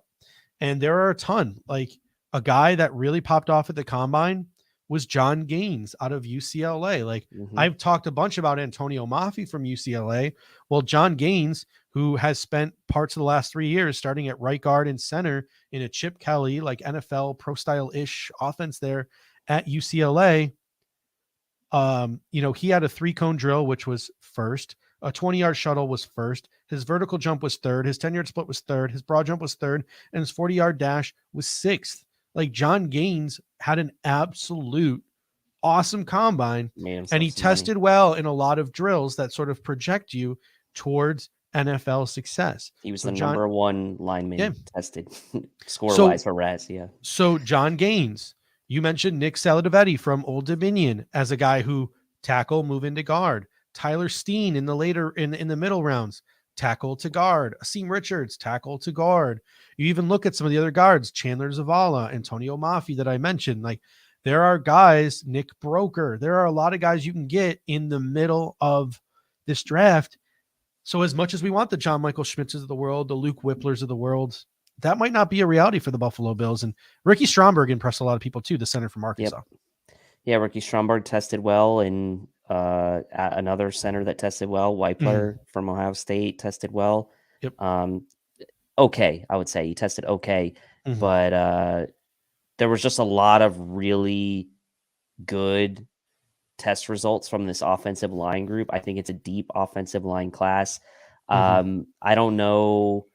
It's hard for me to kind of compare to last year's class because we were so fixated on the Bills drafting interior offensive line. And this year it's kind of like we're now kind of straddling between tackle and guard. So it seems like there's a lot more names, but I think we also kind of wrote off tackle last year during the pre-draft process. So this year focusing on a lot more names because really, in reality, center, guard, and tackle could all be in play at some point in this draft for the Bills. And if you like, I do want to say, like, if you're the Bills and you like John Michael Schmitz, like, you're not getting Creed Humphrey. Like, let's just put that to rest. Like, you're like athletically, he's not close to Creed Humphrey, but if you feel like he can be your starting guard from day one and be your heir apparent to Mitch Morse, then I can see why people are getting behind that idea as well. For picking him, right? And Dylan says Cyrus Torrance season, and there's a lot of chatter on him. Down combine, you know. I'm glad the Bills talked to him because you look at his weight at 338. Typically, Buffalo Bills are looking at those guys in the 300 and 305 to 315 pound range. So a guy who's pushing like 340, who's been noted to push 350, not exactly like an archetype fit. So it was good to see the Buffalo Bills were talking to Osiris Torrance. And then Chris Jenke coming in. A lot of guy getting Mitch Morse comps is the tall center from Wisconsin, Joe Tippmann. He had himself a pretty solid combine as well. He's another guy. Early in the second round, like first 5-10 picks of the second round, I wouldn't be surprised if Joe Tippmann comes off the board. No, I wouldn't be surprised either. And like he's like, this whole offensive line group is probably where, as we kind of head these next several weeks going into the draft, is probably where I'm going to spend the most of my time. And it's like offensive line, as Aaron Quinn has said, as a lot. It's a hard position to scout from watching film, knowing what to see, knowing what you're looking at. So I rely on a lot of smarter people than me, offensive line gurus, to kind of clue me in on what to look for when it comes to offensive line play and different traits and sort of techniques. So this is definitely a group that I'm going to be paying a lot of attention to across all three positions coming up in the next few weeks. Yeah, looking now, let's transition now to edge rusher. And this is a position that not a lot of people want to talk about, but I think that we need to have a conversation about Nolan Smith out of Georgia. I mean, this is a guy who, before Indy, he was the talk of many people in the scouting community just for his tape, right? He's a guy who sets the edge. He's a guy who's strong as an ox and pushes OTs around. He is a guy who pressures the pocket. He is the guy who's got speed to chase quarterbacks to the sideline. The issues for Nolan Smith, size. He weighed in at 6'2", bulked up to 238 pounds. So that was good. Pass rush refinement. But then he goes and he blows the doors off the combine. Like I said, 6'2", 238, a vert of 41.5, which is the 98th percentile, a broad of 10.8, which is the 95th percentile, a 40-yard dash at 6'2", 238 pounds of 4.44, which is the 98th percentile. This is the kind of guy that you want on your defensive line learning from Von Miller, right? This athletic freak who just needs some refinement. He does everything right. He just needs a pass rush repertoire. And I think the testing sort of matches the tape, and you really have a guy here that you feel comfortable, despite the lack of sack production, drafting and refining. And if he's on the board at 27, I'm not saying he's going to be, because he just screams like Seattle Seahawk, who has like a Seattle Seahawks who's got a pick in the early 20s. But if Nolan Smith is on the board, man, that's tempting if you're the Buffalo Bills. It's tempting, and this is in a situation, I think, like, who was it, Jason Away a couple years ago, where he was like the athletic freak, and we were like wondering without the sack production. Yeah. Right. But this is different, right? Because you have the tape with Nolan Smith. He's coming from Georgia. Pete Nana says we can't start the season with so Epinesa and Basham holding the fort. And as much as people don't want to necessarily talk about it, it should be a consideration, right, for this guy to be in play at 27 if he's there. And I'm not saying he's going to be, but like, you need that sort of, in my opinion, the Bills need that sort of archetype that kind of as closely kind of mirrors Von Miller as you can find. No one is Von Miller. He's a unicorn. I get that. But as who was it that just mentioned Hassan Reddick, Charles G, like, you need a speedier edge guy that's a little bit more bendy to kind of go along with these lengthy guys like Rousseau, Epinesa, Basham, because you're not getting any kind of pure pass rush from anyone else on this team as it stands right now, right? You don't have a guy on the team that can do that. So is first round a big investment? Obviously it is, but that's a guy that can come in and play right away and kind of set the table for Von Miller to come back. And then all of a sudden, like, imagining that unit with a healthy Von Miller becomes kind of exciting. People don't want to talk about it, but you can't just write off edge rusher, I think, early for the Bills yet again, even though it seems like this is all we do is take edge rushers early in drafts. Some other guys that impressed me, Tuli Tuiapolotu from USC, kind of has like a little bit of like Zadarius Smith to his game. He slimmed down, lost a ton of weight, but he still tested very well. Will McDonald from Iowa State tested very well. He was used as a 5 technique at Iowa State when he should have been used out on the edge. So he's a guy where you're projecting into the NFL because they were using him wrong in college. Derek Hall which was a name that Bills Mafia became familiar with when Mel Kiper mocked him to the Bills in the first round like 3 months ago out of Auburn. He also tested very well. So there are some guys who tested pretty well. Guys like Will McDonald, guys like Derek Hall, guys like Nolan Smith. And then there was also the guy from Northwestern. And Dave, do you want to try to pronounce this guy from Northwestern's name? Yeah, let me try to get it. Yeah, you give it a try, but Adeboarie. Here's the issue I have, because Adeboarie was the other big riser of the combine, right? I'm just gonna call him AA.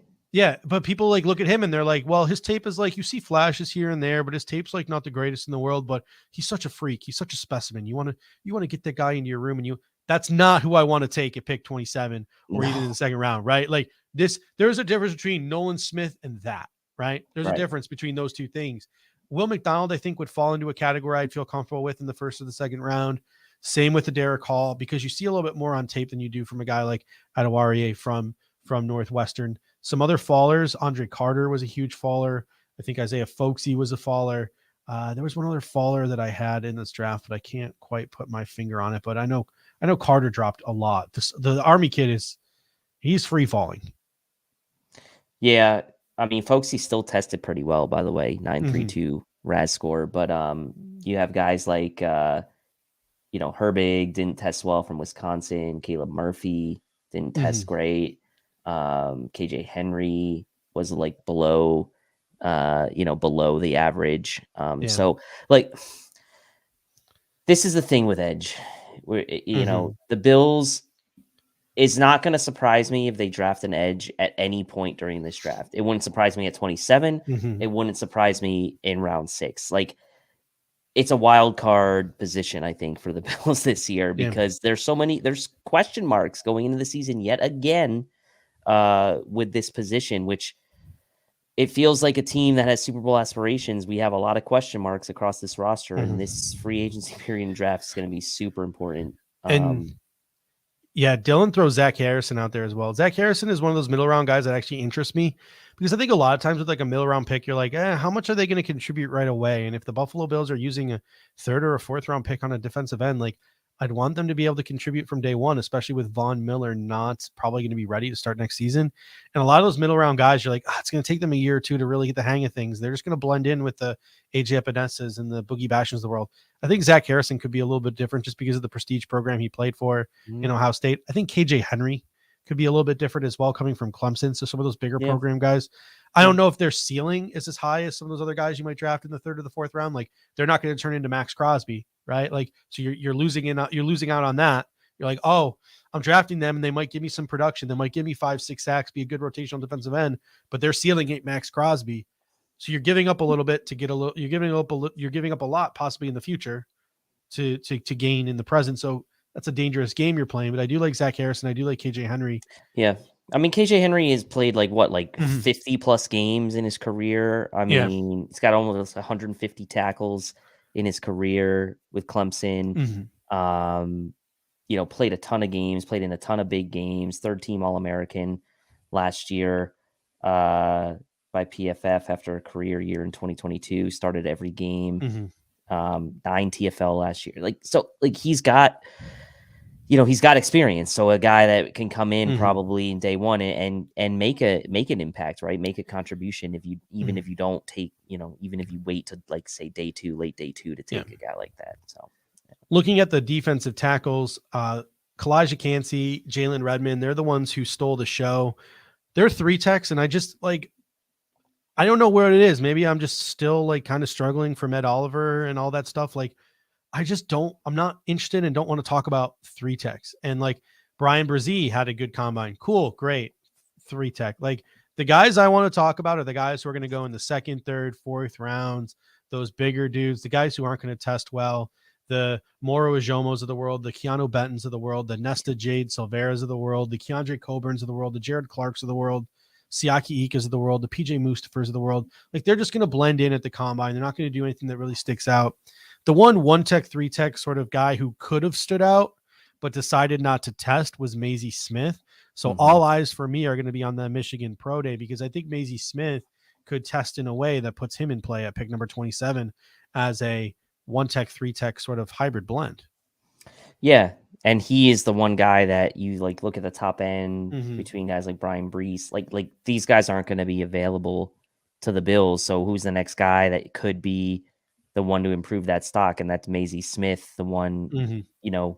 you look at the size at least before, that he's 6'3", 326. That's a nice size right there. Little bit of a blend, like you said, could Mhm. be a little bit of both. But otherwise, I would have to agree with you. Like, I'm not really that interested in kind of talking about these like pure three techs. Keanu Benton's the guy that I really like. I know you like him too. Yep. Was at the Senior Bowl. Actually, even a little bit smaller than Maisie Smith, but obviously, all Big Ten third Mhm. team in 2022. Played and started all 12 games last year.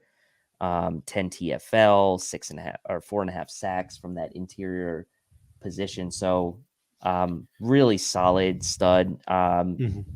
What was it like 2 or 3 years ago? We had like all those one tech guys we liked. Was it like Tonga and Tadaro Slayton and Mhm. those guys in that draft Yeah. class that were like the 4th, 5th round guys? Yeah. I'm kind of with you. Like I'm okay with these guys blending in at the combine. Mhm. The combine's not really made for these big fatties, right? Like Yeah. it's made for the athletic three techs who Mhm. will wow with some of their speed and stuff, but like no one really cares too much about like bench press, Yeah. sadly, right? For like the big fatties. Like they all expect these guys to do 20 reps or more, right? Mhm. So it's like it's not the best, carnival per se for these big fatties, but like I still want one. I still want one. Oh, 100%. I really do hope the Buffalo Bills take a defensive tackle at some point in the draft.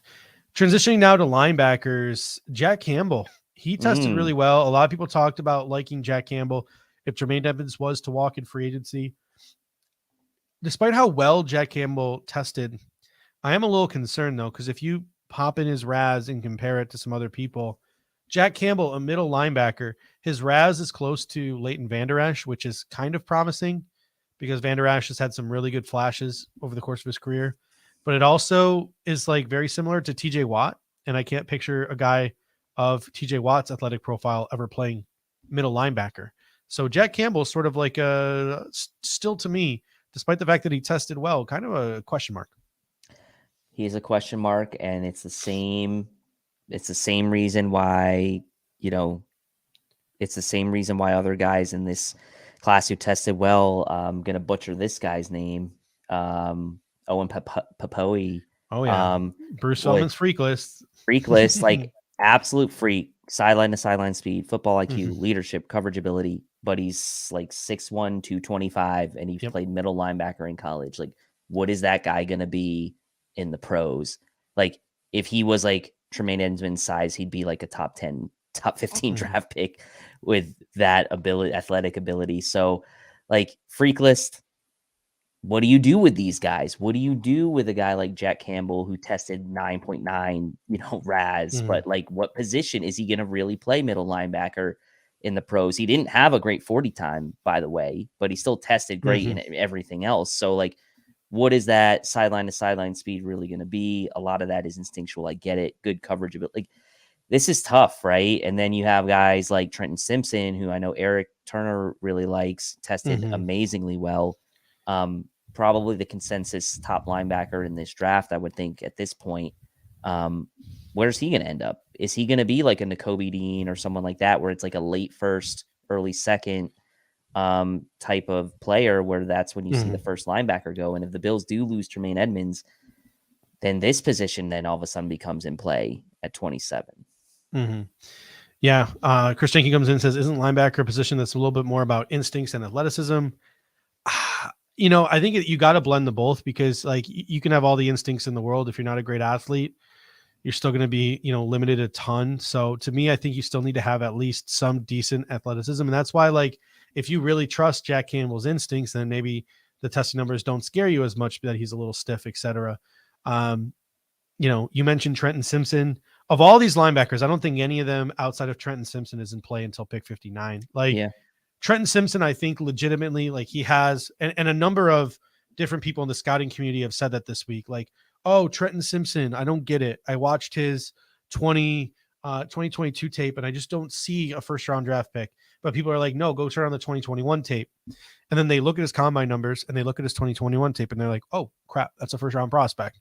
So a guy like Trenton Simpson could rise into the first round based off of older film. He was used differently in 2022 and his combine testing numbers.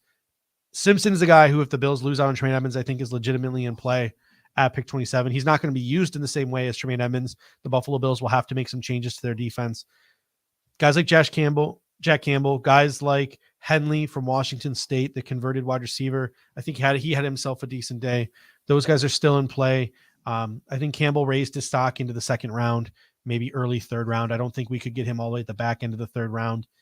And I think Henley has sort of secured himself in the day two as well. And a guy who's really moved up too is Dorian Williams from Tulane. Mm-hmm. He had a really big combine. Heard his name a lot. I think Noah Sewell is going to drop just because that lack of athleticism, the fact that he's just really not a fit for a lot of teams in this day and age. Dylan says Drew Sanders. I don't know, man. Like, not a lot of dropping back passing. He's more of a guy that you might want to be like an undersized edge in a 34, more so than like a middle linebacker. So a lot of questions there about Drew Sanders, but a good prospect for what he does. So it'll be really interesting to see what happens at the linebacker position. Somebody else mentioned Demarion Overshown as well. Demarvion Overshown as well from Texas. He's a guy who had a solid day. I've never really been the biggest fan of Overshown, but he made some leaps in 2022 and that Texas defense got better. I still do think that he's a little sleek, a little slender for the NFL. So he's going to need to boost up his play strength. And, I don't think he's very good in like run defense and sort of like getting off blocks. So things like that are things you're going to want to watch out for on a guy like Overshown. I think he's a day 3 guy, but it'll be interesting. And then Charles G says Ivan Pace, who I've always liked. I would just designate Ivan Pace as a pass rusher. I would never play him as a linebacker, but that's sort of like my hot take of draft season. Any final thoughts on these linebackers before we move it on over to cornerback? Same thing. Same goes for Yasir Abdullah for me. I give him the Ivan Pace treatment, edge rusher, bendy linebacker type.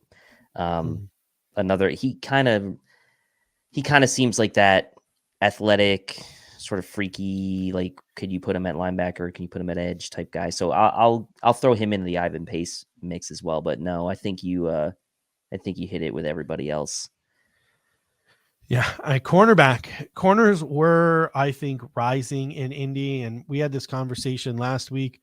The more corners that rise, the better. Yep. Jacorian Bennett from Maryland with his 4.340 really jumped off the board to people. Deontay Banks with his 4.35, I think, could have gone from a second rounder to a first rounder. DJ Turner, I think, really solidified himself as a second rounder with his 4.2640. Emmanuel Forbes, he checked the boxes. Keely Ringo, he checked the boxes. A guy who a lot of people were calling a sleeper, Darius Rush from South Carolina, rose up draft boards, had a 4.3640. Christian Gonzalez checked a lot of boxes. Despite his small stature, some of the best tape you'll see of a corner is Travius Hodges Tomlinson, nephew of LaDainian Tomlinson. He is sort of like, maybe, I'm not going to say he's Marcus Jones because he's not that freaky athlete, but he's that super undersized corner who you just love. Hodges Tomlinson is going to be that guy this year. Maybe he can sneak into day 2. The more guys, Catriel Clark, who had a good Shrine Bowl, tested really well. Cam Smith tested really well. Riley Moss tested really well. Tyreek Stevenson tested really well. Joey Porter Jr. tested really well. Man, if only the Buffalo Bills needed a corner this year. But it's like a blessing in disguise, right? Yeah, because I just named more guys. I just named like 20 dudes here, and they could all go on like the first 3 rounds of the draft, and that leaves other guys at other positions dropping to the Buffalo Bills. So like, this is an amazing draft class. I think if anyone sort of had a bad day, it was probably Clark Phillips. Like he sort of like had a slower 40. A lot of people were a little unimpressed with him. So that'll be interesting. I thought Jay Ward working with the corners was interesting. We're going to talk about him in a moment when it comes to safeties. But just a really good cornerback class that we're not going to spend. Last year, this time we would have spent 45 minutes on these corners. Oh yeah. What was it? seven guys under a 4.40. Yeah. Like just most ever, something like that. Some kind of record, I think, for corners, like, which is fine, right? At this stage, it's like, okay, we can finally not have the conversation of drafting a corner in round 1. Watch like the Yeah. Bills go and draft a corner. In round 1. And like, draft, who's a corner that could drop? Probably not Weatherspoon, probably not Gonzalez, probably not. Draft Deontay Banks in the first round and move Trey White to free safety. Like, not going to happen, but like, who knows? Like, it's certain, like the Bills could just shock you with a move of that nature, and that could be like the shock of the first round. I'm like, I'll put it at like a 5% chance, but it's still a possibility. On to the safety class, which Bills need a safety this year, and so sure enough, we get to Indy, and the safety class insanely underwhelms. Obviously, Brian Branch is Brian Branch. Sidney Brown tested very well, probably solidified himself. He's another guy who might go in the first 10 picks of the second round. He's really tested himself into that range. I think Antonio Johnson kept himself in the second round. But I'll tell you what, like, they even made a comment. It was Charles Davis said the second group of safeties that were working out, like the position coaches were even like yelling at them because they didn't even like their energy. They tested slow.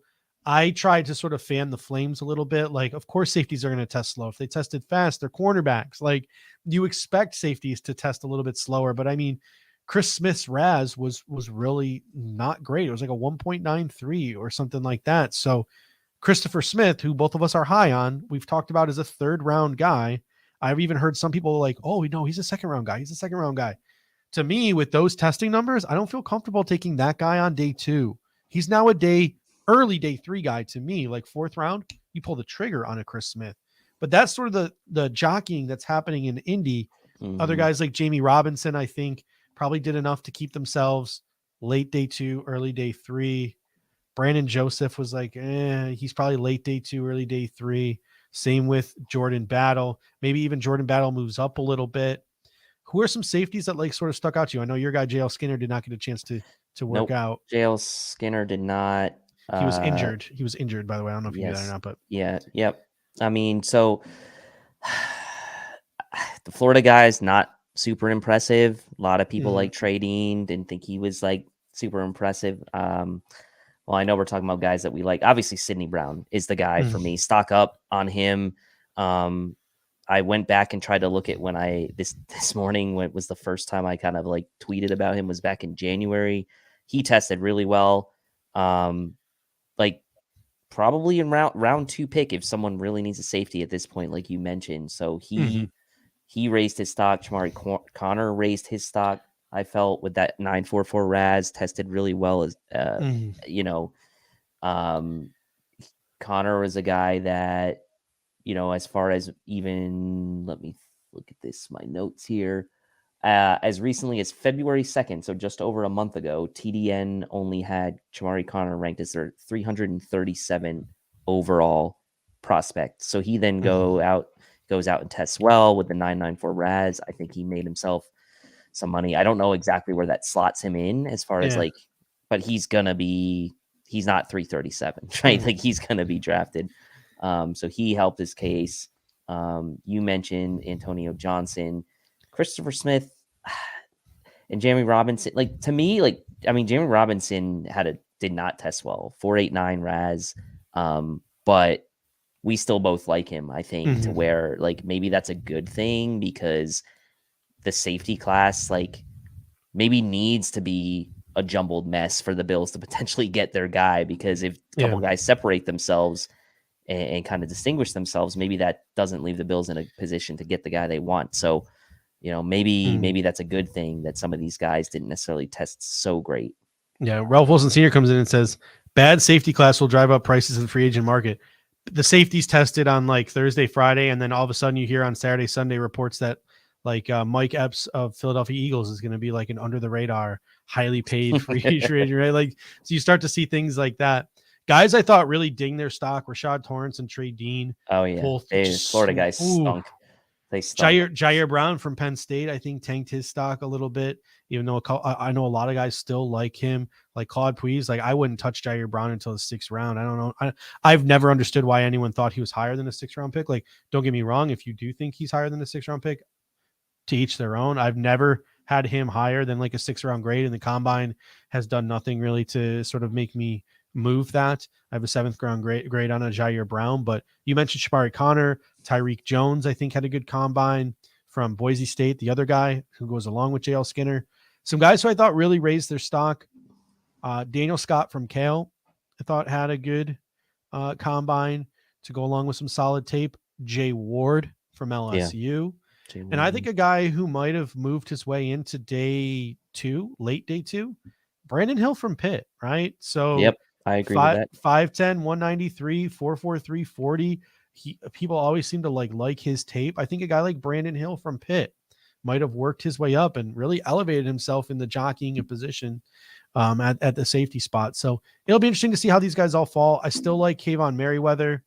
I sort of fell in love with the story of Jordan Howden, walk on at Minnesota. He's the guy who had the green dot. He had a pretty solid combine there, in Indy. So a guy like Jordan Howden is now on my radar as well. Kayvon Merriweather saved himself. He had a 4.740 the first time, went around the second time, had a 4.62. I didn't look at his RAS. It's probably not great. Kayvon Merriweather, just the worse he does testing wise, the further he falls down the draft boards, the more I think you're going to get a steal later on in the draft. And then there were a couple of guys who popped off, like Jason Taylor, the second from Oklahoma State. He popped off, but he's a guy where he had really good testing numbers, but you go and you look at the scouting reports and people just really don't like his game all that much. And there was Martin from Illinois, but now people think he's more of a nickel corner. So it'll be really interesting to see. And I'm still on the Keely Ringo to safety train too. So if the Buffalo Bills think Keely Ringo's a guy at pick 27, I will say this, and maybe just due to the lack of good testing, but I kind of now I'm liking Kayvon Merriweather more than I used to. So I'm gonna get on board on that train with you because out